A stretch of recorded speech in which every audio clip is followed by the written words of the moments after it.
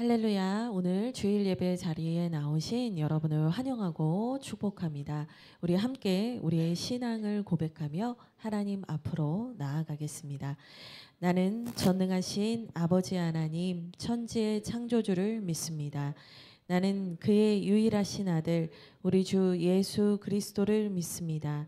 그는 성령으로 잉태되어 동정녀 마리아에게서 나시고 본디오 빌라도에게 고난을 받아 십자가에 못 박혀 죽으시고 장사된 지 사흘 만에 죽은 자 가운데서 다시 살아나셨으며 하늘에 오르시어 전능하신 아버지 하나님 우편에 앉아 계시다가 거기로부터 살아있는 자와 죽은 자를 심판하러 오십니다.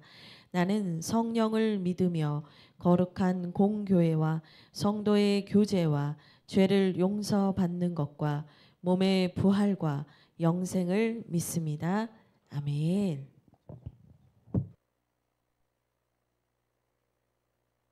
네, 할렐루야. 아멘. 잠시만요.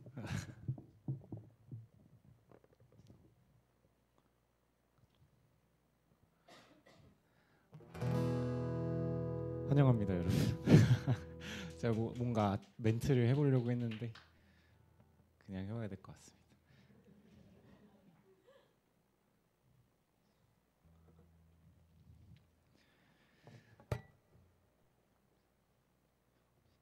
네, 저희 선한 목자 되신 주 함께 찬양하시겠습니다.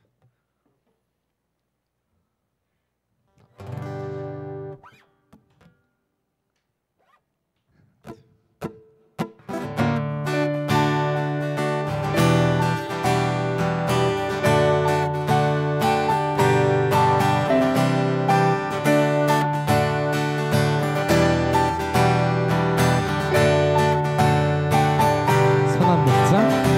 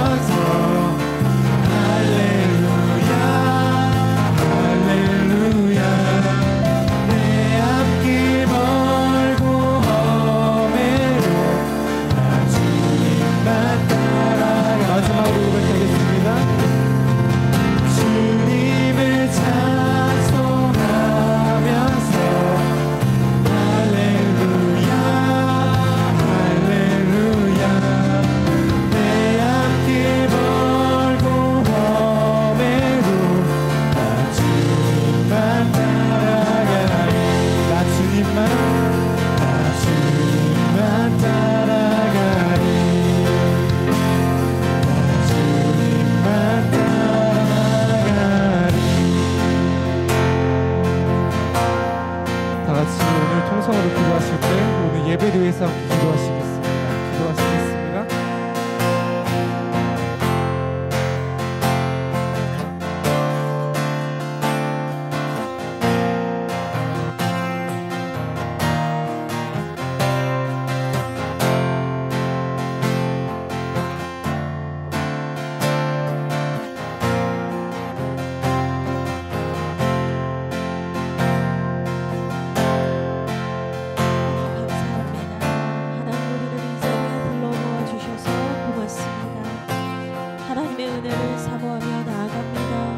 하나님 우리와 함께하여 주십시오. 예수 그리스도의 그 십자가 보혈로 우리를 덮어주시고 우리가 주님 안에 그 깨끗한 존재되어 하나님의 의롭다 칭함을 받아 하나님 앞으로 나아가게 하여 주시옵소서. 하나님 우리의 있는 모습 그대로 나아갑니다. 예수 보혈 공로 의지하여 나아갑니다. 주의 보혈 능력이 있도다. 예수의 십자가 보혈로 우리를 정결케 하시고 우리의 마음을 다시 하나님께로 향하며 하나님 우리가 나아가게 하여 주시옵소서. 우리 이 시간 한 번 더 기도하기를 원합니다. 하나님께서 여러분을 이 자리로 불러 모아 주셨습니다. 내가 올 수 있어서 온 것이 아니라 하나님께서 여러분을 이 자리에 옮겨다 놓으셨습니다. 우리가 감사하며 주님 앞으로 나아가겠습니다. 한 주의 삶을 돌아보며 하나님의 말씀대로 살지 못했던 것을 회개하기 원합니다. 주님 우리를 불쌍히 여겨 주시옵소서. 다윗의 자손 예수여 나를 불쌍히 여겨 주시옵소서. 우리를 깨끗하게 하시고 하나님의 말씀으로 우리의 심령을 채워 주시옵소서. 우리 이것을 위하여서 우리 주여 한번 부르며 기도하겠습니다. 주여 하나님 감사합니다. 하나님 고맙습니다. 오늘도 우리를 이 자리에 불러 모아 주셔서 고맙습니다. 하나님 우리가 하나님의 말씀을 사모하며 나왔습니다. 하나님의 은혜로 여기까지 왔습니다. 하나님 우리를 만나 주시옵소서. 주여 예수의 피로 우리를 정결하게 하시고 깨끗하게 하시옵소서. 하나님 앞과 사람 앞에 합하지 아니한 것 예수 십자가 보혈로 씻어주시고 용서하여 주시고 다시 하나님의 말씀 앞에 서기를 원합니다. 그 하나님의 말씀 앞에 순종하기를 원합니다. 하나님의 능력으로 하나님 우리의 삶을 살아갈 수 있기를 원합니다. 주님 우리 가운데 임재하여 주시옵소서. 하나님 또한 바라기는 아버지 하나님 우리 안에서 이 말씀의 능력이 살아 역사하여서 하나님께서 바라시는 하나님께서 원하시는 그 삶의 자리에서 아버지 우리가 정확한 신청과 순종을 할 수 있기를 원합니다. 살아 역사하는 말씀이 아버지 우리의 관절과 골수를 쪼개며 하나님의 말씀 앞에 나아가기를 원합니다. 아버지 하나님 모든 견고한 진을 파하시는 하나님의 강력으로 하나님 우리의 모든 고집과 아집과 생각이 깨어지게 하시고 하나님의 은혜 충만 성령 충만한 삶을 살아갈 수 있도록 이 시간 우리를 붙들어 주시옵소서. 하나님 고맙습니다. 감사합니다. 하나님의 자녀들이 하나님 말씀 사모하며 나왔습니다. 하나님 오늘 이 시간 하나님 말씀하여 주옵소서. 오늘 알파코리아 구동희 목사님 오셔서 하나님의 말씀을 증언해 주실 때 하나님 놀라운 하나님의 말씀이 선포되게 하여 주시옵소서. 하나님 그 마음 깊은 곳에 성령 하나님의 위로가 닿게 하시고 하나님 우리 안에 아버지 깨달아지는 것들을 회개하는 역사가 있게 하시고 아버지 생각나는 이들을 위하여 중보할 수 있는 아버지 선한 마음들이 채워지게 하여 주시옵소서. 우리 구동희 목사님에게 성령의 기름 부으심이 있기를 원합니다. 하나님 이 시간 동안 주장하여 주시고 하나님께서 역사하여 주시옵소서. 주님 감사합니다. 예수 그리스도의 이름으로 기도합니다. 아멘. 이제 우리 구동희 목사님 나오셔서 더 나은 삶을 위한 신선한 대화라는 제아의 말씀을 전해주실 때 많은 은혜 받으시기를 바랍니다. 오늘은 제가 성경 봉독하도록 하겠습니다. 요한복음 13장 1절에서 15절의 말씀입니다. 요한복음 13장 1절에서 15절의 말씀입니다. 제가 먼저 읽고 저와 여러분이 교독한 후에 마지막 절은 함께 읽도록 하겠습니다. 유월절 전에 예수께서 자기가 세상을 떠나 아버지께로 돌아가실 때가 이른 줄 아시고 세상에 있는 자기 사람들을 사랑하시되 끝까지 사랑하시니라.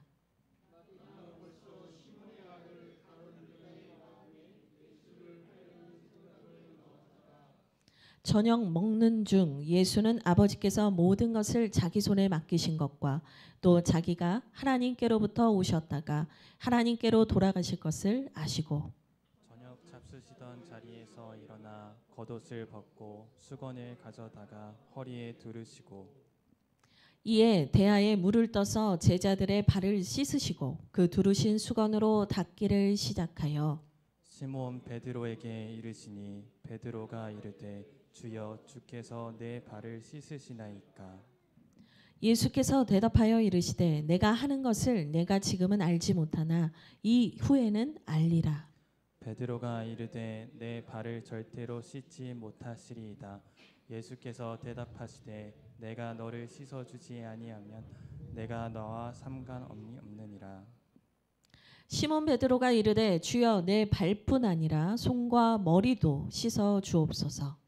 예수께서 이르시되 이미 목욕한 자는 발밖에 씻을 필요가 없느니라. 온 몸이 깨끗하니라. 너희가 깨끗하나 다는 아니니라 하시니 이는 자기를 팔 자가 누구인지 아심이라. 그러므로 다는 깨끗하지 아니하다 하시니라. 그들의 발을 씻으신 후에 옷을 입으시고 다시 앉아 그들에게 이르시되 내가 너희에게 행한 것을 너희가 아느냐. 너희가 나를 선생이라 또는 주라 하니 너희 말이 옳도다. 내가 그러하다. 내가 주와 또는 선생이 되어 너희 발을 씻었으니 너희도 서로 발을 씻어주는 것이 옳으니라.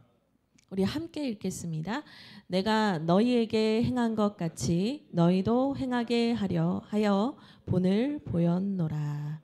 아멘. 이제 구동희 목사님 나오실 때 우리 박수로 인사하도록 하겠습니다. 환영합니다.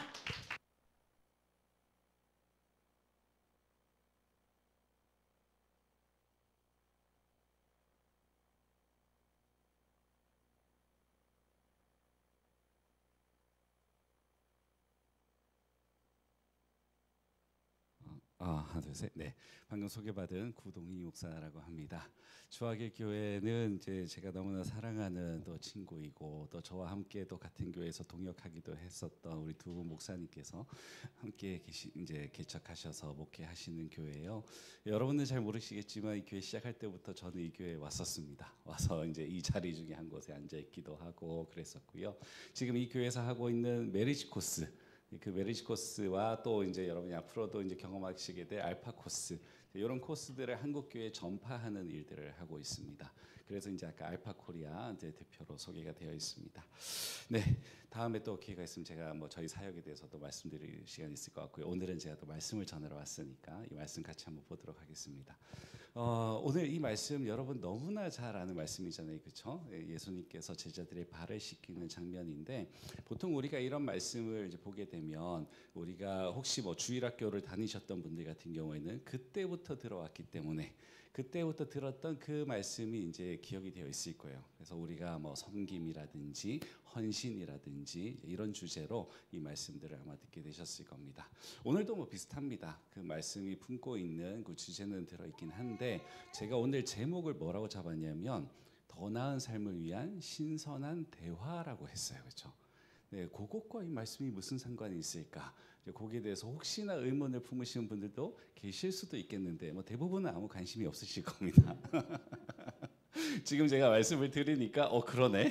이게 무슨 상관이 있지? 라고 생각하시는 분들이 계실 거예요. 그거를 한번 생각해 보시면서 이 말씀에 집중해 보시면 좋겠습니다.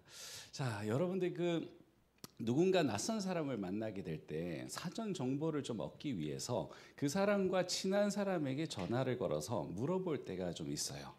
아마 그런 경험도 있으실 겁니다. 저는 이제 알파 코리아 사역을 하면서 낯선 목사님들을 만날 경우가 많아요. 그런데 목사님들이요, 한 달이 건너면 또 다 아는 사람들이 있어요. 교계가 좁거든요. 그래서 이제 낯선 목사님을 만날 때 저는 미리 정보를 좀 알고 가면 좋으니까 그분과 친한데 저도 아는 목사님께 이제 전화를 하죠. 그래서 이제 여쭤봅니다. 이 목사님 어떤 분이세요? 그러면 그분 되게 좋은 분이야라고 하기도 하고 또는 그분 왜 굳이 만나려고 그래? 뭐 이러기도 하고 이제 그래요. 제가 어느 날은 이제 제 친구가 사역하는 교회에 이제 목사님을 만나게 되었습니다. 그분과 이제 만나기 전에 이제 약속을 잡기 위해서 전화를 했었죠. 전화를 하는데 그분이 뭐라 그러냐면 네, 구동희 목사님 제가 말씀 많이 들었습니다 그러더라고요. 보통 그렇게 인사를 하죠. 그래서 보통 그러면 저도 이제 저도 말씀 많이 들었습니다라고 하든지 아니면 이제 네, 이렇게 얘기를 한단 말이죠. 근데 그날은 제가 제 친구 목사가 있는 교회였기 때문에 좀 약간 장난기가 발동을 했고 또 궁금하기도 해서 그분이 말씀 많이 들었습니다 그러길래 제가 뭐라고 그러던가요? 라고 여쭤봤어요. 이게 초면에 실례일 수도 있는데 좀 궁금했어요 정말. 그래서 뭐라고 그러던가요? 그랬더니 이분이 예 하면서 이제 뭐라고 얘기했냐면 구 목사님은 대화가 통하는 분이라고 들었습니다 그러는 거예요. 저는 그게 너무너무 감사했어요. 다른 그 어떤 것보다도 대화가 통한다라고 하는 게 저한테는 굉장히 큰 의미가 있습니다. 아마 대부분의 목사들이 그러긴 할 텐데 목회자가 되면서 사람들을 많이 만나게 되잖아요. 그럼 남녀노소 불문하고 만나게 됩니다. 그런데 저희는 사실은 이제 저와 성별이 다른 사람들, 예를 들면 전 남자니까 여자를 만났을 때 제가 어떻게 해야 될지 잘 몰라요. 괜찮아요, 여기 계셔도 돼요. 그리고 또 저는 젊으니까 나이 드신 분들이 어떤 생각을 가지는지를 잘 모릅니다. 그리고 제가 지나오긴 했으나 지금의 다음 세대들이 어떻게 생각하는지도 잘 모릅니다. 왜냐하면 시대가 바뀌었으니까요. 그래서 사실은 목회자에게 있어서 대화가 통한다, 소통이 된다라고 하는 건 정말 큰 숙제 중에 하나입니다. 왜냐하면 그분들을 만나서 그분들과 대화가 통해서 그분들의 마음이 열리고 그분들이 뭔가 들을 준비가 되고 그래야 저희가 전하는 말씀이 들어가게 되고요. 또 저희의 위로와 격려가 영향을 미치게 되는 거지. 만약에 들을 마음도 없이 그냥 귀 닫고 마음 닫고 눈 닫고 다 닫고 있는데 거기에 아무리 저희가 사랑을 가지고 얘기를 해도 사실 서기의 경읽기처럼 안 먹히는 거잖아요. 그래서 이 대화와 소통이 되는 게 정말 중요해서 저도 사실은 부단히 애를 썼습니다. 여러분들 MBTI 다 아시나요? 네. 제 MBTI가 이제 예전에 ENFP인 줄 알았는데 제가 T더라고요. 네. 그래서 최근에 티밍 아웃을 했는데, 네. 제가 이제 알았어요. 저는 FP가 되고 싶었던 거예요. F가 되고 싶었던 T였어요. 네. 그러니까 제가 이 과정을 쭉 생각을 해보니까 제가 사실 이제 이 T다 보니까 잘 이해가 안 돼서 그래서 제가 석사를 상담을 했는데요. 거기를 갔던 이유도 그거였어요. 어떻게 하면 더 잘 이해할 수 있을까? 그래서 이제 갔던 거고 그러면서 이제 점점 이제 저는 F처럼 변해 갔는데 어쨌든 이제 이 서로 다르거든요. MBTI를 보면 I와 E가 다르고 그렇죠. 그 다음에 F와 T가 다르고 P와 J가 다르고 다릅니다. 나와 다른 성향을 내가 안다라는 거 참 쉽지 않아요. 그래서 저도 책도 보고 유튜브도 보고 하면서 나와 다른 성향의 사람들을 알아가려고 애를 씁니다. 그렇게 해서 겨우 이제 조금 알아가면서 이렇게 목회하면 되겠구나라고 이제 해 나가는 거죠. 그런데 그런 숙제를 가지고 있던 제게 처음 이제 뵙는 분이 대화가 통하는 분이라고 하던데요라고 했던 그 말이 얼마나 큰 의미가 있었겠어요. 대화가 통한다는 건 단순히 말을 잘한다는 아니에요. 저 사람 청산유수로 말을 잘해. 그래서 대화가 통하는 건 아니죠. 그건 그냥 말을 잘하는 거예요. 대화 통하는 건 한 가지 의미가 더 들어갑니다. 말도 조리 있고 뭔가 이제 잘 하겠지만 거기에 공감을 할 수 있는 마음과 마음이 통할 수 있는 그 공감 능력이 있는 거죠. 그래서 그 사람과 말을 하고 나면 왠지 우리 좀 통하는 것 같아. 동질감을 느끼게 되고 내가 받아들여지는 것 같고 용납된다. 내가 이해된다. 뭔가 내 말이 저 사람에게 먹힌다. 이런 표현이 가능해지는 거죠. 그래서 대화를 하고 나면 참 기분이 좋습니다. 그 대화를 하고 나면 좀 즐겁고 행복해지고 좀 위로도 받고 감동도 받고 격려도 받고 눈물도 좀 나고 이런 것들이 느껴지는 거죠. 이게 대화가 통한다는 겁니다. 제가 오늘 진짜 대화가 잘 통하시는 분을 소개해 드리려고 그래요. 네. 그분이 누구실까요? 당연히 그렇죠. 굉장히 지적이시네요. 그걸 또 다 간파하시고 네. 바로 그분이에요. 그분이 대화가 너무 잘 통하는 분인데 제가 그렇게 말씀드린 이유가 있습니다. 이분이요. 이 땅에 오신 이유가 그거예요. 우리는요. 주님께서 왜 이 땅에 오셨느냐라고 질문을 하면 이제 우리를 구원해 주시기 위해서 오셨습니다라고 답을 합니다. 맞아요. 우리를 구원해 주시기 위해서 오셨어요. 근데 제가 질문 하나를 더 드릴게요. 왜 그 방법으로 우리를 구원해 주셨을까요? 왜 이 땅에 오셔서 우리 신학적으로 성육신이라는 어려운 말도 쓰는데 왜 성육신 하셔서 왜 십자가에 달리시면서 뭐 공생의 기간을 거치셔서 사람과 함께 더불어 살아가시고 막 그러고 왜 우리를 구원하셨을까? 저는 그게 궁금했었습니다. 그래서 제 나름대로 답을 찾은 것이 뭐였냐면 바로 이 공감이었어요. 대화와 소통이었습니다. 주님께서 굳이 하나님이신 분께서 사람의 모습을 하고 오셨다라는 건 사람과 함께 더불어서 살아가면서 사람의 그 삶을 이해하시고 그 사람의 삶 가운데서 하나님이 어떤 분이신지를 보여주시기 위해서, 그 삶 속에서 더불어 같이 살아가면서 보여주시기 위해서 그래서 오신 거거든요. 하나님께서 인간에게 말씀하신 게 주님이 오신 것처럼 그렇게 마신 거 아니잖아요. 그렇죠? 떨기나무에서 모세에게도 나타나셔서 얘기하셨고 선지자들에게도 나타나서 얘기하셨고, 근데 그때마다 사람의 형상으로 오신 거 아니거든요. 근데 주님께서 이 땅에 오셔서 구원을 주실 때는 직접 제2위격인 성자 하나님께서 이 땅에 사람의 형상으로, 정말 저 아기처럼 응애 아기로 태어나셔가지고 사람의 그 연약한 모습 속에서 자라오는, 얼마나 귀해요, 그렇죠? 조금이라도 뭐 이렇게 아플까 어떻게 다칠까 뭐 이러면서 살잖아요. 예수님도 그렇게 태어났어요. 예수님은 뭐 태어나면서부터 난 예수다, 뭐 난 신이다 이러고 태어났겠어요? 울지도 않고 뭐 네. 아니잖아요. 정말 인간의 모습 그대로 그걸 다 겪으시면서 인간과 함께 거하시면서, 심지어 예수님은 왕이나 귀족으로 태어나신 것도 아니죠. 정말 서민 중에 서민으로 태어나셔서 그 서민들의 삶을 또 다 겪으시면서 그렇게 사신 거거든요. 그렇게 이제 뭐 흔히 우리 뭐 누구는 뭐 산삼 뭐 인삼뿌리 먹고 누구는 뭐 무 먹고 뭐 이런 얘기 표현하잖아요. 예수님도 다 그냥 가난하게 힘들게 그렇게 살아가시면서 그 가운데서 하나님이 어떤 분이신지를 전해가니 이게 사람들에게 먹히는 거죠. 통하는 겁니다. 그래서 그게 들리는 거예요. 공감이 되는 겁니다. 그래서 사람들이 정말 알 수 없는 그 하나님이시잖아요. 신과 인간의 그 격차는요, 우리가 절대 알 수 없는 거거든요. 그런데 그 하나님이 어떤 분이신지를 이해하게 되는 거예요. 왜요? 우리의 모습으로 오셔서 우리의 언어를 가지고 우리의 삶의 양식, 우리의 문화를 가지고 이야기를 해주시니까, 그러니까 그게 이해가 되는 거고 그게 받아들여지는 거고 그게 공감이 되는 거고, 그래서 거기에 우리가 목숨을 거는 거죠.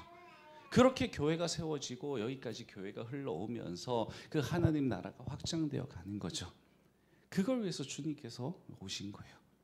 그 주님께서 사람들과 함께 공감하셨던 부분은 성경에 뭐 너무 많은 부분들이 나와 있죠. 너무 많은 사람들과 대화를 나누셨고, 심지어 우리는 세리와 창기들과 함께 먹고 마시면서, 그래서 먹고 마시기를 즐겨하는 자라는 얘기까지 들어가면서 그렇게 사람들과 어울리셨던, 뭐 아무리 봐도 예수님은 MBTI인 것 같아요. I는 아닌 것 같아요. 그렇게 많은 사람들과 어울리신 거 보면, 그러면서 그들과 뭐 했겠어요? 그때마다 뭐 고리타분하고 재미없게 뭐 복음이 뭔지 하나님 나라가 뭔지 이런 거 안 하셨을 것 같아요. 그들의 삶의 얘기를 들어줬을 것 같아요. 그들이 술 마시면서 하는 얘기들, 여러분 술 취한 사람과 대화해 보셨습니까? 그 뭐 대화가 됩니까 그게? 예. 근데 그거 우리가 할 수 있는 건요, 들어주는 거거든요. 술 안 취한 사람이 그 자리에 있으면요, 할 수 있는 건 듣는 거밖에 없어요. 근데 그 사람들 횡설수설하는 그 이야기들, 그냥 그 속에 있는 울분이 터져 나오고 그 속에 있는 답답함이 터져 나오는 그 얘기들 들어주겠죠. 그렇게 들어주면서 거기서 한마디 더하고 덧붙이고 하시면서 즉 사귀어 가신 거예요. 그렇게 사람들과. 그 다음에 또 니고데모 같은 사람은요, 그런 사람들은 또 이제 멀쩡한 정신에 뭔가 좀 학술적인 얘기, 진짜 진지하고 정말 깊은 고뇌의 얘기들을 합니다. 그것도 또 그거대로 또 다 해줘요. 그러니까 정말 그냥 어떻게 보면 생각 없이 사는 사람들의 이야기, 또 많은 생각들을 하면서 살아가는 사람들의 이야기, 권력이 있는 사람들의 이야기, 권력이 없는 정말 그냥 낮은 자리에 있는 사람들의 이야기, 어린아이 하나까지 다 그렇게 대화를 해주시면서 그들의 삶에 공감해 주시면서, 그러면서 그들을 하나님의 품으로 이끌어 가신, 그게 주님이시거든요. 그래서 저는 그 주님이 정말 대화가 통하시는 분이라고 생각합니다. 근데 그 주님과 지금 우리는 연결되어 있잖아요. 소통할 수 있잖아요. 성령 하나님을 통해서 지금 우리 그 주님과 기도할 수 있잖아요. 그 주님께 찬양할 수 있고요. 그 주님을 만날 수 있죠. 물론 눈으로 보는 것처럼 만날 수는 없어요 지금. 하지만 우리는 느낄 수 있고, 우리의 그 어떤 영성이라고 표현하는, 우리 신앙 가운데서 그 주님과 함께 우리는 소통할 수 있습니다. 신앙이 좀 더 이렇게 뭐 우리가 흔히 말하는 좀 경지가 높으시다 하시는 분들은 더 깊이 소통하시는 거고요. 이제 막 신앙생활을 시작하신 분들은 진짜 저게 가능해? 예수님과 소통한다는 게 가능해? 가능합니다. 왜냐하면 그분은 아직도 살아계시거든요. 그분은 죽지 않으셨어요. 부활하시고 승천하셨고 우리가 이해하지 못하는 존재 양식으로 계시지만 여전히 살아계세요. 그래서 그분께서 또 다른 보혜사이신 성령님을 보내주셔서 소통이 가능한 거예요. 얼마든지 가능합니다. 여기 어린 친구들도 얼마든지 가능해요. 네, 이제 막 예수님을 믿으신 분들도 얼마든지 가능합니다. 누구든지 초청하고 누구든지 오라고 해서 함께 하셨던 분이 예수님이거든요. 그래서 여러분 뭐 포기하지 마시고 또는 이제 뭐 이렇게 나는 뭐 관심 없어 하지 마시고 그래? 누군가는 예수님과 소통하면서 산다고? 그 예수님이 대화하기를 즐겨 하시니까 지금도 가능하다고? 성령님 안에서 가능하다고? 기도라고 하는 게 일방적으로 얘기하는 게 아니라 주님께서 말씀하시는 것도 들을 수 있는 게 기도라고 생각하시면서 한번 기대하는 마음으로 소통해 보셨으면 좋겠습니다. 네. 그 주님께서요 참 많은 이제 공생의 기간 동안 한 3년 정도 되는 기간 동안 많은 뭐 치유도 하시고 뭐 여러 가지를 이제 하셨어요. 제자들과 함께 하시면서 이 제자들을 키워 오셨습니다. 아까도 잠깐 언급드렸지만 이 제자들을 통해서요 교회가 세워져 갔습니다. 여러분 한번 생각해 보세요. 예수님이 이 땅에 남기신 건요 교회 건물도 아니고요, 그렇죠? 돈도 아닙니다. 재산도 아니고 뭘 남기셨어요? 예수님의 제자들 남겼어요. 정말 소수의 제자들입니다. 물론 다수의 추종자들이 있었지만 그 핵심 멤버, 우리가 흔히 아는 예수님의 뭐 12제자라고 하는 그 소수의 제자들을 남겼어요. 그들과 함께 동고동락하면서 정말 하나님 나라에 대해서 1도 모르는 그들에게 하나님 나라가 어떤 곳인지, 하나님이 어떤 분이신지, 하나님께서 원하시는 삶은 무엇인지 얘기 다 해주시는 거예요. 하나님 사랑과 이웃 사랑 다 보여주시면서 이야기하시면서 사셨어요. 그리고 나서 이제 마지막 때가 되었습니다. 오늘 본문이 그겁니다. 이제 예수님은 아셨어요. 때가 왔구나. 본문에 제가 한번 읽어봐 드릴게요. 띄워봐 주셔도 됩니다. 6월절 전에 예수께서 자기가 세상을 떠나 아버지께로 돌아가실 때가 이른 줄 아시고 이게 단서를 줘요. 성경을 읽을 때 이런 부분을 놓치지 않으시면 참 재밌게 읽을 수 있습니다. 이거 그냥 써놓은 거 아니거든요. 한번 생각해 보세요. 여러분들이 뭔가 글을 쓸 때 그냥 쓰겠어요? 아니에요. 독자에게 주고 싶은 정보가 있으니까 남기는 겁니다. 성경도 마찬가지예요. 이 배경을 그냥 준 게 아니고요. 지금 예수님이 어떤 생각을 하시면서 왜 이런 상황을 만드셨는지를 이해할 수 있도록 주신 거예요. 그래서 보면 다시 한번 볼게요. 자기가 세상을 떠나 아버지께로 돌아가실 때가 이른 줄 아시고 때가 이른 거예요. 지금 이 땅에 태어나셔서 지금까지 특별히 공생애라고 하는 뭔가 하나님을 보여주는 제자를 삼는 그 사역을 시작했던 3년이 흐르고 지금까지 해오셨던 그 모든 사역들, 그 모든 만남들, 그 모든 사귐들 다 접으시고 이제 하나님께로 돌아가실 때가 이르렀다. 이제 마지막이라는 거예요. 이별을 앞두고 있다는 겁니다. 그리고 세상에 있는 자기 사람들을 사랑하시되 끝까지 사랑하시니라. 또 중요한 단서가 나오죠. 주님께서 지금 사랑의 마음을 가지고 정말 끝까지라고 하는, 이제 끝이 오는 거잖아요. 그 끝까지 사랑하는 그 마음을 가지고 지금 이 자리에 계신다라는 거예요. 그리고 두 번째 단서가 2절에 또 나옵니다. 마귀가 벌써 시몬의 아들 가룟 유다의 마음에 예수를 팔려는 생각을 넣었더라. 어떻게 예수님이 이제 쭉 이제 잡혀가시고 하는지 여러분 아시죠? 혹시 잘 모르신 분들 위해서 말씀드리면 이렇게 잘 사시다가 이제 예수님의 적들이 좀 있어요. 예수님이 하여튼 마음에 안 드는 거예요. 눈에 가시예요. 예수를 없애야 되겠다 생각하는 사람들이 있었습니다. 그 사람들이 이제 예수님을 붙잡아서 뭐 신문하고 뭐 여러분 아신 것처럼 채찍도 때리고 그리고 마지막에는 이제 십자가에 이렇게 처형을 하면서 그렇게 십자가에 달려서 돌아가시고 근데 이제 부활하시고 승천하시고 이렇게 이제 이어져 가시는데 바로 그 어간인 거예요. 그 잡혀가기 전 그때의 이제 제자들과의 거의 마지막 만남 같은 그런 만남의 지금 자리인 겁니다. 그래서 이미 지금 그 가룟 유다가 예수님을 이제 팔려고 하는 생각을 이제 먹게 된 그 상황이라는 거예요. 자, 그 상황에서 저녁을 먹고 있었습니다. 3절에 보니까 저녁을 먹는 중에 예수님께서는 모든 것을 자기 손에 아버지께서 맡기신 것과 자기가 하나님께로부터 오셨다가 하나님께로 돌아가실 것을 아시고, 자, 다시 한번 여기 나오는 거죠. 아시고, 그 다음에 저녁 잡수시던 자리에서 일어나. 밥 먹다 말고 지금 일어나는 거예요. 그렇죠? 저녁 잡수시던 그 자리에서 일어나서 겉옷을 벗고 수건을 가져다가 허리에 두르시고 대야에 물을 떠서 제자들의 발을 씻기기 시작합니다. 한번 상상해 보세요. 제자들이 지금 얼마나 어리둥절하겠어요. 이게 늘 있는 일이 아니거든요. 밥 먹다 말고 지금 대야에 물 떠서 발 씻기는 게 얼마나 어색해요. 그냥 생각해도 어색해요. 근데 지금 예수님께서 진짜 처음으로 이걸 하시는 거예요. 우리는 혹시 여러분 중에 세족식이라는 거 해보신 적 있으신 분 손 한 번만 들어봐 주십시오. 네, 좀 경험 있으신 분들은 좀 연상이 되시죠. 아, 예수님이 세족식 하셨겠구나. 그 경험이 없으신 분들은요, 지금 도대체 뭐 하는 거지? 발은 또 왜 씻기는 거야? 이 생각을 하실 건데, 이게요, 집에 들어갈 때 말 그대로 그 사람들 샌들 신고 있었잖아요. 그래서 이제 발을 깨끗하게 씻어주는 게 이제 그 사람들이 이제 어떤 그 뭐 손 씻고 이렇게 밥 먹고 하듯이 그 집에 들어갈 때 이제 발을 씻겨주고 하는 이런 관습이 있어요.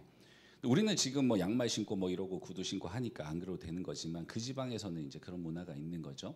보통 발을 누가 씻겨주냐면 하인들이 씻겨주는 거예요.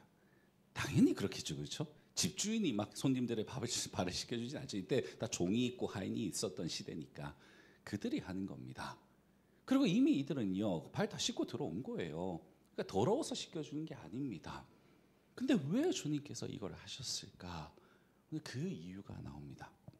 자, 주님께서 지금 이렇게 발을 이제 씻기시는 그 장면, 그리고 그 뒤에 이어져 가면서 이제 베드로에게까지 가요. 순서가 이제 여러 명이잖아요. 베드로 혼자 있었던 게 아닙니다. 씻겨주다가 베드로에게 갔는데 베드로가 주님 지금 뭐 하시는 거예요? 이러시면 안 돼요. 왜 주님이 제 발을 씻으세요? 그랬더니 주님이 이거 안 하면 너와 내가 상관이 없어. 이런 얘기를 해요. 그랬더니 이제 베드로가 뭐라 그래요? 그러면 나 발 말고 머리도 감겨주세요. 뭐 이렇게 얘기를 해요. 그랬더니 야, 그건 투마치야. 그러면서 이제 네, 목욕은 안 해도 돼. 그건 아니거든. 이렇게 이제 얘기가 이어져 가는 겁니다. 네. 근데 그러면서 이제 12절에 하신 얘기가 그들의 발을 씻으신 후에 옷을 다시 입으시고 다시 앉아. 자, 이제 다시 이제 정렬을 가다듬고 분위기 딱 잡으신 다음에 그들에게 이르시되 내가 너에게 행한 것을 너희가 아느냐? 너 이거 내가 왜 했는지 알아? 라는 얘기죠. 그 다음에 난 얘기가 너희가 나를 선생이라 또는 주라 하니 너희 말이 옳도다. 내가 그러하다. 야, 내가 누구야? 내가 니네 선생님이잖아. 니네 나 그렇게 부르잖아. 맞아. 나 니네 선생님 맞아. 근데 14절에 내가 주와 또는 선생이 되어 너희 발을 씻었으니 너희도 서로 발을 씻어주는 것이 옳으니라. 내가 너희에게 행한 것 같이 너희도 행하게 하려 하여 본을 보였노라. 라고 얘기를 해주시는 거예요. 왜 했다고요? 내가 지금 선생님인데 주님인데 그렇죠? 정말 높은 사람인데 니네들보다 근데 내가 지금 니네들을 발을 씻겼잖아. 니네들도 그렇게 하라고 내가 본을 보여준 거야 라고 얘기를 하는 겁니다. 여러분 발을 씻겼다라고 하는 게 그냥 단순히 그냥 발을 씻겼다라고만 생각하시면 안 되는 게요. 제가 앞에 서서 보여드릴게요. 제가 보이실지 모르겠습니다. 카메라도 갑자기 바빠지죠. 죄송합니다. 네. 발을 씻기려면요 무릎을 꿇고 씻겨야 됩니다. 그렇죠? 물론 이제 햄스트링이 유연하신 분들은 이렇게 할 수도 있겠지만, 네, 뭐 저 같은 사람은 불가능합니다. 그래서 무릎을 꿇고 발을 씻겨야 돼요. 세족식 해보신 분들은 아실 겁니다. 내가 그 사람 앞에서 무릎을 꿇지 않으면 발을 씻기기는 너무 힘들어요. 그러면 그냥 발을 씻겼다라고 우리가 좀 전에 봤던 것과 지금 제가 여러분 앞에서 무릎을 꿇고 시연을 하니까 느낌이 다르시죠? 그렇죠? 느낌이 확 오죠? 무릎을 꿇었다라는 것 느낌이 확 오고. 여러분 예수님께서는 지금 이걸 보여주시는 거예요. 직접 그냥 말로만 하실 수도 있겠죠. 근데 그게 아니라 직접 시연을 그것도 한 명 한 명 그 본인이 사랑하는 사랑하되 끝까지 사랑하셨다 그랬잖아요. 그 사랑을 표현을 하시는 거예요. 심지어 그 제자 중에 베드로가 주님 왜 그러세요? 지금 주님 격이 안 맞아요. 우리가 주님 발을 씻기면 몰라도 주님 왜 그러세요? 했을 때 이게 주님의 사랑의 표현, 너와 내가 상관이 있다라고 하는 그 표현으로서 이걸 이제 보여주시는 거예요. 그러면서 너희도 서로에게 이렇게 하라고 얘기를 하시는 거죠. 무슨 말이냐면 이게 예수님께서 정말 그 보여주시고 싶으셨던 그 하나님 사랑의 정수라는 거예요. 엑기스라는 겁니다. 핵심이라는 거예요. 이제 떠나는 마당입니다. 그 마당에까지요, 이 제자들 뭐 하고 있었냐면 누가 서로 더 높으냐 그런 대화하고 있었어요. 그런 제자들 앞에서 예수님께서 말씀하신 게, 야, 내가 온 이유가 그거 아니야. 누가 더 높으냐 낮으냐, 높은 데 가려고 하지 마. 아니, 우리는 낮은 데로 가는 거야.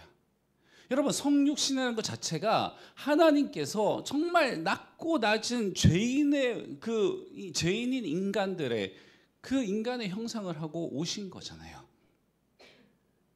그래도 모르는 거예요, 이 사람들이. 그게 어떤 의미인지. 우리가 누군가를 사랑한다고 할 때에 우리가 해야 될 그 사랑은요, 바로 낮은 곳으로 가는 그 사랑이에요. 우리가 흔히 쓰는 표현으로 바꾸면요, 겸손한 사랑입니다. 여러분, 누군가를 사랑한다고 할 때 그 사랑 안에 겸손이 들어가야 돼요. 오늘 제가 여기 오면서 이제 어떤 주제로 말씀을 전할지를 이제 좀 이렇게 받은 게 있는데, 그게 뭐냐면 가족이었어요. 가족 간의 사랑, 부부의 사랑. 여러분, 우리가 가족이 서로를 사랑해야 된다라고 했을 때 뭐 너무 당연하지만 참 힘들잖아요. 가족을 사랑하는 게 사실 더 힘들어요. 왜냐하면 가족 앞에서 겸손해지지 않아서 그래요. 남들 앞에서는요, 우리는 겸손을 좀 갖추려고 합니다. 낯선 사람을 만나면 그래도 내가 좀 겸손해야지라는 생각을 합니다. 거기서 교만한 거는요, 우리가 그 미덕이 아니라고 생각해요. 그런데 너무 가까운 사람들, 친구 사이에서는요, 내가 굳이 내 친구 앞에서 겸손하려고 하지 않습니다. 어차피 저랑 나는 동등인데요, 그렇죠? 동등한데 내가 왜 굳이 내가 더 겸손해야 돼? 내가 왜 더 낮은 자리로 가야 돼? 그렇게 생각하지 않아요. 가족도 마찬가지입니다. 남편과 아내가 서로 겸손하려고 하지 않습니다. 더 낮은 자리에 서려고 하지 않아요. 오히려 더 위에 서려고 해요. 제자들이 했던 것처럼 누가 더 높으냐? 내가 더 높아, 네가 더 높아, 내가 넘버 2야, 네가 넘버 2야, 내가 넘버 3. 우리는 계속 그걸 재려고 해요. 우리나라는 뭐가 있어요? 형, 동생이 있잖아요. 나이를 가지고 구별을 합니다. 선배, 후배가 있잖아요. 그렇죠? 경력을 가지고 구별하려고 합니다. 뭐라도 하나 더 해서 내가 더 높아를 얘기하려고 하는 거예요. 그리고 누가 높으냐 낮으냐가 결정되는 순간 높은 사람은 겸손하려고 하지 않습니다. 부모 자식 간에 어떨까요? 부모가 자식 앞에서 겸손하려고 하는 부모가 있을까요? 없어요. 그래서 부모 자식 간에 계속해서 다툼이 있는 거예요. 만약에 부모님이 부모지만 내가 이 자식 낳았고 길렀고 내가 다 쏟아부었고 내가 삶의 어떤 경륜도 더 많고 뭐 더 지혜로울 수도 있지만 그래도 내 자식을 이제 성장한 자식, 뭐 어린 애들도 뭐 그럴 수 있지만 정말 같은 성인이라면 성장한 그 자녀를 조금만 존중해 줄 수 있다면, 내가 좀 더 낮은 자리로 가서 그래 얘도 이제 어른인데 라는 눈으로 내가 부모고 내 아이라는 그 낮게 내려다보는 시각이 아니라 조금만 더 내려오셔서 동등하게만 봐줘도, 그래 얘도 이제 성인이야, 그렇게만 봐줘도요, 그 성인의 어떤 부모와 자녀 간의 다툼은요 훨씬 사라집니다. 근데 우리는 그러지 않아요. 근데 하나님께서 부모와 자식 간의 갭으로는 설명도 할 수 없는 그 인간과 하나님, 그 갭을 가지신 하나님께서, 한두 살 차이 나이로는 설명할 수 없는 정말 그 하나님께서 우리에게 오시면서 겸손으로 오셨다는 거예요. 그래서 우린 주님을 겸손의 왕이라고도 표현하지 않습니까? 왕인데 겸손해. 여러분, 왕인데 겸손한 사람이 어디 있어요, 세상에? 없어요. 근데 주님께서 보여주신 게 뭐예요? 그 겸손이에요. 사랑은 낮아지는 거라는 거예요. 사랑은 무릎 꿇는 거라는 겁니다. 아무리 높아도, 아무리 주와, 아무리 선생이라도, 아무리 아버지라도, 아무리 어머니라도 사랑은 무릎 꿇는 거예요. 무릎을 꿇을 때 진정한 사랑이 가능합니다. 무릎 꿇지 않고 주는 사랑은요, 폭력이 될 수 있어요. 아무리 사랑 많이 주면 뭐예요? 그 사람이 원하는 방식으로 주지 않으면 그건 고문이에요. 예전에 제가 청년부를 담당할 때 한 청년 하나가 어떤 이제 다른 청년이 자꾸만 자기한테 커피를 사준다는 거예요. 근데 그게 너무 부담스럽다는 거예요. 왜냐하면 이 청년은 그 청년을 그렇게 좋아하지 않거든요. 무슨 말인지 알죠? 그럼 이게 조금 더 과해지면 어떻게 되는 거죠? 스토킹이 되는 겁니다. 예. 여러분 하물며 교회 안에서 형제 자매의 사랑으로서 심지어 죄송하지만 거기는 동성이었습니다. 이성이 아닙니다. 네. 같은 뭐 남자 대 남자, 여자 대 여자 얼마든지 너무 좋으니까 표현할 수 있어요. 네. 좋으니까 이것저것 사줄 수 있습니다. 하지만 받는 사람이 그걸 원하지 않는다라면 그건 일종의 부담을 주고 또 더 나아가서는 폭력이 될 수 있죠. 그 동성 간이든 이성 간이든 어른과 아이 간에도 마찬가지고요. 교사와 학생 가운데도 마찬가지고요. 목사와 성도 간에도 마찬가지죠. 그러면 어떻게 해야 돼요? 더 낮은 자세로 가서 그 사람에 대해서 이 사람은 뭘 좋아하고 뭘 싫어하고 그걸 알고요. 그것에 맞춰서 내가 줄 수 있는, 나는 내가 주고 싶은 건 이거라 할지라도 오히려 내가 주고 싶은 거를 거두고 그 사람이 원하는 것들을 해줄 수 있는, 부모와 자식 간에도 마찬가지인 거죠. 부모는 자녀가 그냥 잘 컸으면 좋겠어요. 행복하게 살았으면 좋겠어요. 나처럼 고생하지 않고 그냥 세상을 좀 즐기며 살았으면 좋겠어요. 그러기 위해서 준비해야 될 것들이 있는 거예요. 그래서 나는 못했지만 그러나 내 자식은 이 시기를 정말 잘 보냈으면 좋겠어요. 그러다 보니까 이거 해봐라 저거 해봐라 하게 되는 거예요. 너 그러면 안 된다, 공부해야 된다 하게 되는 거죠. 잔소리하게 되는 겁니다. 이 학원 가라 저 학원 가라 보내게 되는 거예요. 근데 애는요, 아직 안 살아봤잖아요. 힘든 거예요. 내가 뭐 나중에 이거 배워서 이렇게 살아서 얼마나 더 잘 될지는 모르겠지만 당장 너무 힘든 거예요. 그래서 그걸 조율해야 됩니다. 그러면 부모님 입장에서도 억지로 시킬 게 아니라 애한테 물어봐야 되는 거죠. 오히려 애한테 너 어때? 넌 어떤 삶을 살고 싶니? 어떻게 하고 싶니? 계속 물어보면서 지금 이렇게 하고 있는 게 어떤지, 그러면서 그걸 조율해 나가는 거죠. 그게 사랑입니다. 친구 사이, 부부 사이 마찬가지예요. 관심 가져주고 그 사람의 삶의 자리로 가주고, 보통 이제 그 저희가 이제 메리지 코스라는 걸 하다 보니까 부부 사이에 많이 이제 터지는 게 뭐냐면 잘 모르면서 그 사람의 삶의 자리를 함부로 판단하는 게 있어요. 당신이 뭐가 힘들어? 집구석에서 뭐 애나 보고 뭐예요? 하여튼 뭐 살림이나 살면서 뭐가 힘들어? 와, 이거 미치는 거잖아요, 정말. 네가 해봤어? 네가 해봐. 뭐 이런 말이 들잖아요. 집구석에 애나 보는 게 얼마나 힘든지 네가 해봐. 빨래나 하는 게 그게 빨래나가 아니잖아요. 그리고 남자들 진짜 한번 해보잖아요. 다 나가 떨어져요. 차라리 회사 가는 게 편해. 그래서 집에 퇴근을 안 해요. 그래서 일하는 게 더 편해. 뭘 또 모르면서 그런 얘기해요. 이런 거. 그 삶의 자리로 가보면 아는데, 저희 제가 아는 지인 중에 한 명이 셋째가 태어난 거예요. 그 얘기는 뭐예요? 이미 둘째까지 키우고 있었다는 얘기예요. 자, 둘째까지 잘 키우고 있었고 그 경험들을 다 했습니다. 그리고 이제 셋째가 태어났는데, 자, 이 둘째를 키우는 동안에, 첫째와 둘째를 키우는 동안에 이 남편은 좀 이렇게 지적인 걸 추구하는 사람이에요. 근데 이제 아내는 그런 성향은 아니에요. 근데 남편이 이제 이렇게 지적인 걸 추구하다 보니까 그런 대화를 아내하고도 하고 싶은 거예요. 그래서 아내한테 뭘 얘기했냐면, 당신 책 좀 봐. 아니면 유튜브라도 틀어놓고 강의 같은 거라도 좀 봐. 자기 개발을 해야 돼. 이런 얘기를 이제 하고 있었던 거죠. 근데 이제 속된 말로 미친 거죠, 그렇죠? 네. 애를 둘 키우고 있는 엄마한테 뭐 책을 봐? 유튜브를 봐? 지금 아무것도 모르는 소리를 하고 있는 거죠. 자, 그러다가 이제 셋째가 태어났는데 이제 산후조리원에 들어가야 되니까 어쩔 수 없이 자기가 애 둘을 이제 독박으로 봐야 되는, 그것도 이제 일주일을 봐야 되는 상황이 생겨버렸습니다.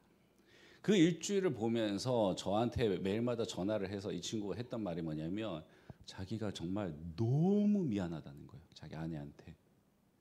책은 고사하고요, 머리가 돌아가질 않는데요. 지금 자기가 전화를 하면서도 제가 지금 목사님께 무슨 말을 하고 있는지 전 모르겠어요. 그러니까 정신이 나가버린 거예요. 애 둘을 그냥 하루 종일 보면서 정신이 나가는 거예요. 그런데 자기 아내한테 책을 봐야 된다는, 뭐 자기는 안 하니까, 자기는 책 보고 하니까 그랬다는 거죠. 그러니까 그 사람의 삶의 자리를 가봐야 이제 이해를 하는 겁니다. 그러면서 이제 두 사람 관계가 굉장히 좋아졌어요. 여러분 이게 사실은 겸손해지는 거거든요. 이전에는 뭐 애들 둘 키우는 게 뭐가 힘들어 뭐 이랬다라면 그건 너무 교만한 자세인 거죠. 그게 아니라 애들 둘 키우는 게 내가 안 해본다 할지라도 그게 어떨까? 그게 얼마나 힘들까? 그럼 물어보면 되잖아요. 그 자리로 와서 물어보면 되잖아요. 당신 어때? 얼마나 힘들어? 그러면 나 진짜 정신이 하나도 없어 자기야. 나 아무것도 못해. 그러면 그런가 보다. 이게 겸손한 자세잖아요. 거기다 대고 뭐가 그렇게 정신이 없어? 이게 아니라 그래? 진짜? 그렇게 힘들어? 내가 뭘 도와줄까? 여러분 이게 사랑 아니겠습니까? 너무 이상적인가요? 그런 남편 없나요? 여러분 우리가 살아가면서 다시 한번 제가 말씀을 매듭 짓겠습니다. 주님께서 그 마지막에 제자들에게 보여주셨던 얘들아 이게 사랑이야. 무릎 꿇는 이게 사랑이야. 나 이제 떠나갈 건데 니네 이거 해야 돼. 사람들은 니네 추종할 거야. 베드로가 수제자라 그러면서 온 교회의 어떤 최고 리더로서 너를 이렇게 세울 거야. 그 밑에 지금 사도들 사람들이 이제 교회가 늘어나고 하면서 예수님의 직계 제자라고 그러면서 막 높여갈 거야. 그때 니네 높아지면 안 돼. 그때 니네가 해야 될 거는 우리 그러려고 온 거 아니에요.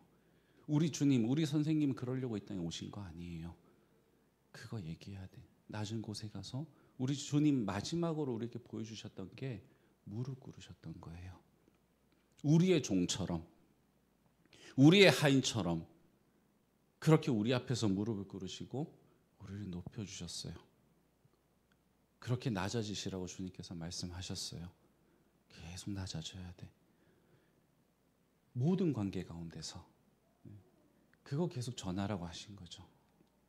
만약에 우리의 모든 관계 가운데서 우리가 계속 그렇게 낮아질 수만 있다면, 겸손해질 수만 있다면, 그렇게 바라볼 수만 있다면, 내가 조금이라도 더 많이 알고 조금이라도 더 많은 걸 가졌고 조금이라도 더 높다라는 걸 주장하지 않을 수 있다면, 그러면 아마 지금과는 그 많은 관계들이 달라질 겁니다.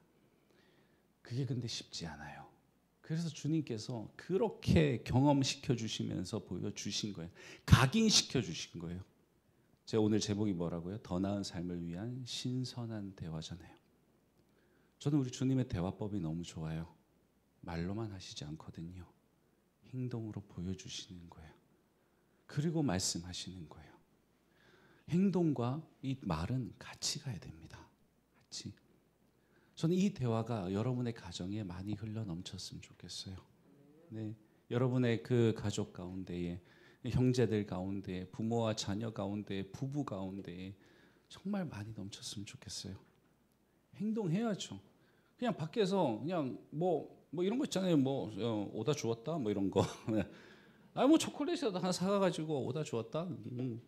그냥 여러분들이 뭐라도 예를 들면 지금 성인이라면 월급 받으시고 하신다라면 치킨이라도 한 번씩 쏘시고, 아니라면 하다못해 과자나 초콜릿이라도 해서 그냥 엄마 생각나서 사왔어 이런 거 있잖아요. 괜찮아요. 이게 오글거리게 막 안 해도 돼요. 그냥 여러분의 성향에 맞게끔 그렇게 하시면서 그냥 그 말과 행동, 내가 가족을 사랑한다고 하는 말과 그 사랑의 행동 하실 수만 있다면 그 낮아지는 겸손의 행동 그렇게 하신다라면 아마 조금씩 달라지지 않을까 싶습니다. 거창한 꿈을 꾸지 않으셔도 괜찮아요. 보통 이런 얘기를 하게 되면 또 부담스럽죠. 또 어떻게 해야 돼? 나 진짜 모르겠는데 이런 생각이 들어요. 그냥 이렇게 기준을 삼으시면 돼요. 어제의 나보다 오늘의 내가 조금 더 겸손해지자. 오늘의 나보다 내일의 내가 조금 더 겸손해지자. 여러분 부담 갖지 않으셔도 되는 건요. 신앙생활 있잖아요. 평생 하시는 거예요. 평생. 우리 자라가는 거 있잖아요. 평생 자라가는 거예요. 평생. 한 번에 다 이만큼 자라서 그 다음에 안 자라고 이런 것도 아니고요. 지금 빨리 자라야 되는 것도 아닙니다. 우리 예수님께서는요. 우리에게 그렇게 해보라고 하신 거지 예수님 같은 사람이 되라고 하신 적 없어요. 불가능해요. 우린 죄인인데 우리 안에 죄성은 계속 잡아당기거든요. 그래서 예수님처럼 할 수는 없어요. 하지만 흉내는 내볼 수 있습니다. 그래서 어제 나와 오늘의 나를 비교해 보면 돼요. 옆집 남편, 아내 그거 생각할 필요 없어요. 그냥 우리가 내가 어떻게 조금씩 변해가고 있는가? 우리 가정이 어떻게 작년보다 올해가 조금 더 화목하고, 조금 더예요. 뭐 여전히 싸우고 하겠죠. 하지만 그래도 조금 더 서로를 이해하려는 마음, 그래도 조금 더 겸손해지려는 마음, 그래도 내가 이번에도 실패했지만 그래도 내가 또 한두 번 성공했네, 이런 마음, 그거 가지고 해 나가시면요, 그냥 긴 호흡으로 바라보시면 5년 뒤, 10년 뒤에는 달라져 있습니다. 그래서 여러분 오늘 이거 적용을 해 나가실 때에 여러분 삶에 그냥 내가 지금 할 수 있는 거, 어제는 안 했는데 오늘은 해볼 수 있는 거, 작년까지만 해도 생각도 못 했는데 그래도 이 설교 들었으니까 한번 해봄직한 거, 그런 거 하나 선택하셔가지고 먼저 해보시면, 다시 이제 뭐 그게 뭐야 이래도 이제 좀 이게 마음 먹었다가도 딱 부딪히면 또 뭐 다 필요 없어 뭐 이러고 이제 뭐 갈라서 손절이야 뭐 이럴 거예요. 그런 마음 들겠지만 그래도 또 맞아, 그래도 다시 또 시도, 요 정도. 여러분 보고 갑자기 성자가 되라는 거 아닙니다. 네. 그냥 이렇게 해 나가시다 보면 어느새 우리 집이 이렇게 웃음이 많았었나? 내가 집에 가는 게 이렇게 기다려지고 좋았었나? 엄마 아빠 만나는 게 이렇게 왜 불안하지 않고 두렵지 않고 편안했었나? 내 형이랑 뭐 언니 동생 보는 게 이렇게 좋았었나? 이런 생각을 하셔야 될 겁니다. 그렇게 여러분의 모든 관계가, 특별히 그 가족이 더 발전되고 나아지기를 제가 간절히 축원합니다. 기도하겠습니다. 이 시간 우리 같이 기도했으면 좋겠는데요. 여러분이 사랑하는 사람들이 이제 떠오르실 겁니다. 제가 언급을 했기 때문에 엄마 아빠도 떠오를 거고요, 뭐 자녀들도 떠오르실 거고요, 부부들 배우자들도 떠오르실 거고, 형제 자매도 떠오르실 겁니다. 특별히 우리 사랑하는 이 가족들, 그죠? 가족 구성원들, 뭐 가까이 지내는 가족이 있다라면 뭐 삼촌, 고모, 뭐 할머니, 외할머니 다 좋습니다. 여러분 머리에 떠오르시는 그 분들, 내가 어떻게 하면 그분들 앞에서 겸손하게 다가갈 수 있을까? 내가 어떻게 하는 게 그분들이 받기 좋아하는 사랑의 모습일까? 난 뭘 할 수 있을까? 좀 생각하시면서 기도하셨으면 좋겠어요. 그냥 막 부르짖을 거 아니고요, 그냥 한 분 한 분 떠올려 보시면서 어떤 마음인지 그런 것도 한번 살펴보고요. 네, 그렇게 기도했으면 좋겠어요. 다 같이 기도하겠습니다.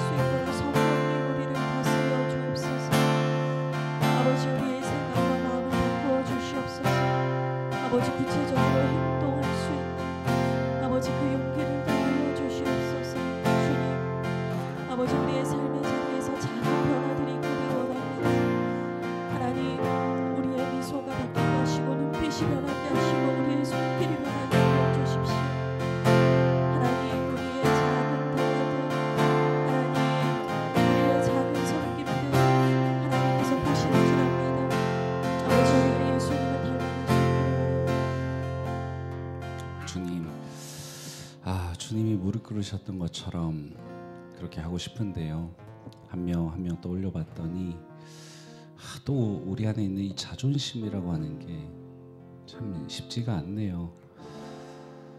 사랑하는 가족인데 왜 그들을 떠올리면 내 안에 참 그 상한 마음들, 그들을 통해서 받았던 그 상처들, 그들을 향한 나의 그 자존심, 이런 것들 때문에 그들 앞에서 겸손해진다라고 하는 게 참 결단하기가 힘드네요. 그럼에도 불구하고 주님께서 제자들 앞에서 무릎 꿇고 그들의 발을 씻기신 것처럼 우리도 자존심 대결이 아니라 그 사랑하는 마음으로, 가족이니까요. 주님께서 묶어주신 그 가족이니까, 서로 정말 많은 삶을 나눈 그 가족이니까 그들을 사랑하는 그 마음으로 무릎을 한번 꿇어보려고 합니다. 말을 한마디 하더라도 좀 더 겸손하고 따뜻하게 말하고 싶고요. 뭐가 될지 모르겠지만 그런 행동도 표현하고 싶어요. 주님 언제 그럴 수 있을지 그 타이밍을 알려주시고 그때에 저희가 그 타이밍 놓치지 않고 우리의 사랑을 표현할 수 있게 해주시고, 특별히 서로 격양되고 서로 막 다툼이 일어날 것 같을 때, 의견이 맞지 않을 때, 그때 오늘 들은 이 말씀이 생각나게 하시고, 그래서 그 순간에 잠시 멈추고 겸손함으로 그들을 품어줄 수 있는, 그들의 아픈 부분을 품어줄 수 있는 우리가 되게 하여 주시옵소서. 우린 주님을 아니까요. 주님을 아는 우리가 먼저 무릎 꿇을 수 있도록, 주님의 제자로 살아가는 우리가 먼저 무릎 꿇을 수 있도록, 그래도 같이 싸운다 할지라도 또 우리가 먼저 용서할 수 있고 먼저 화해의 손을 내밀 수 있도록 우리에게 오늘 들은 이 말씀 그때마다 기억나게 하여 주시옵소서. 결단하며 나아가는 우리 주학일교회 모든 성도님들 가운데 주님 함께하여 주시옵소서. 감사드리며 예수님의 이름으로 기도합니다. 아멘.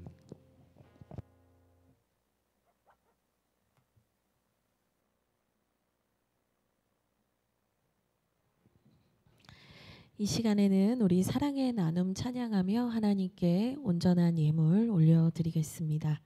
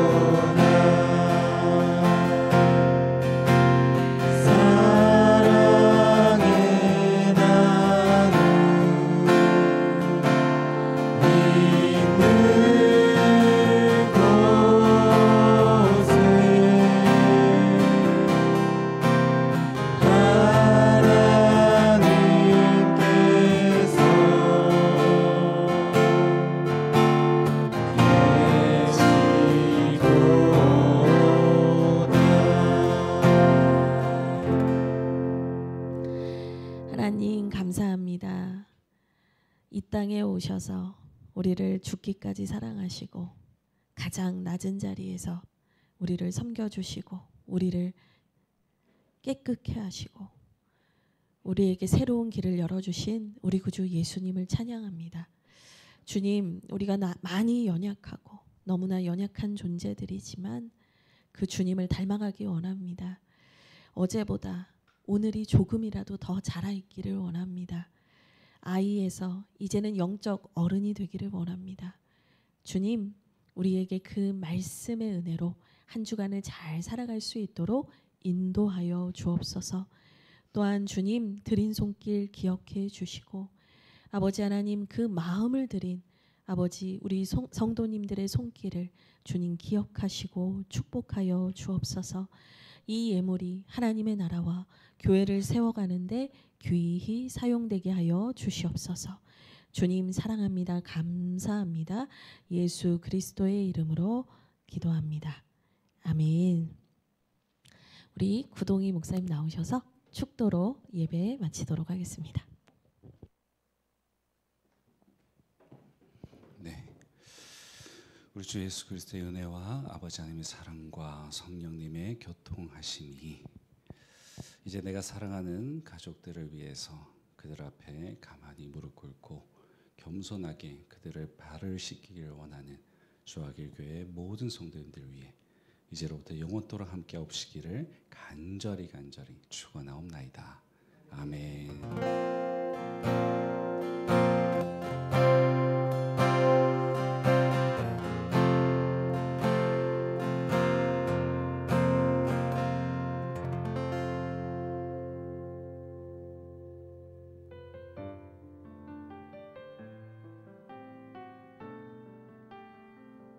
우리 옆에 있는 분들과 함께 인사 나누도록 하겠습니다. 뭐라고 인사 나눌 거냐면요. 뭐 필요한 거 없수? 이렇게 묻겠습니다. 들으셨죠? 뭐 필요한 거 없냐고 매일 묻기로 했잖아요. 우리 뭐 필요한 거 없수? 네. 지금 뭐 밥 사달라 난리가 났습니다. 어때요? 차 바꿔달라고. 좋습니다. 여러분 할 수 있는 만큼 해보자고요. 네, 매일매일 이걸 묻다 보면 아마 말하지 않아도 알게 되는 그때가 올 거라 생각이 듭니다. 여러분 받기만을 바라다 보면 서운한 일이 많아요. 자꾸 서운해져요. 근데 내가 주려고 하면 부자가 돼요. 마음이 부자가 돼요. 영혼이 부자가 됩니다.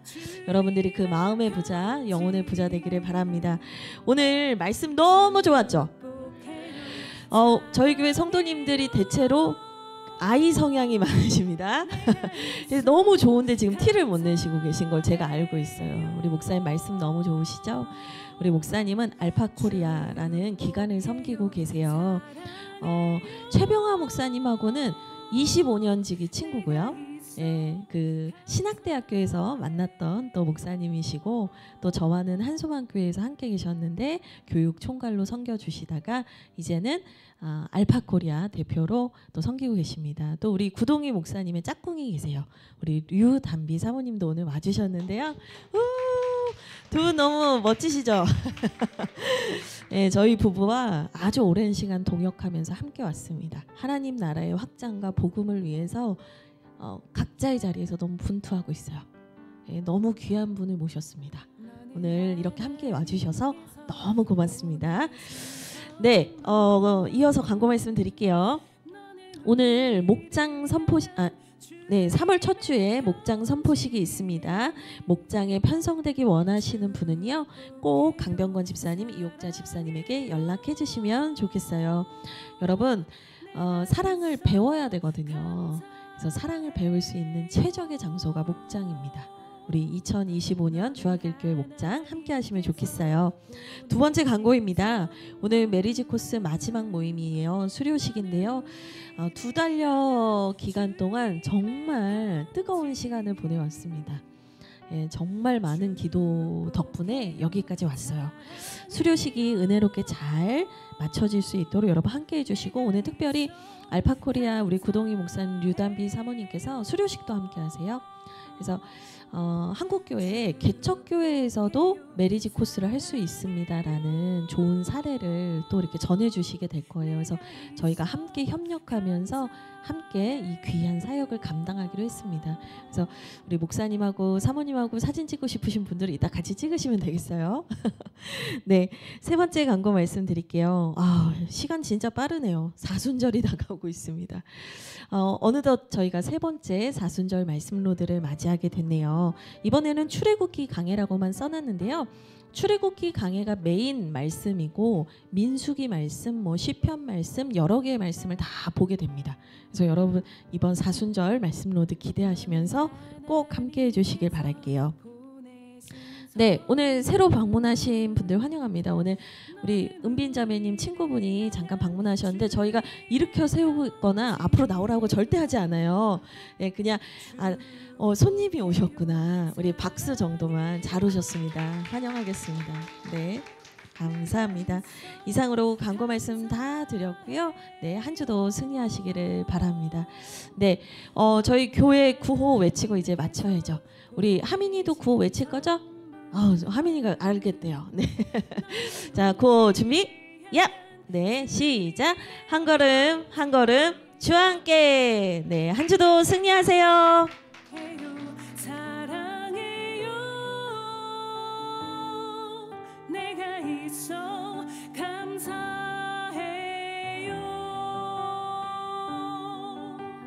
주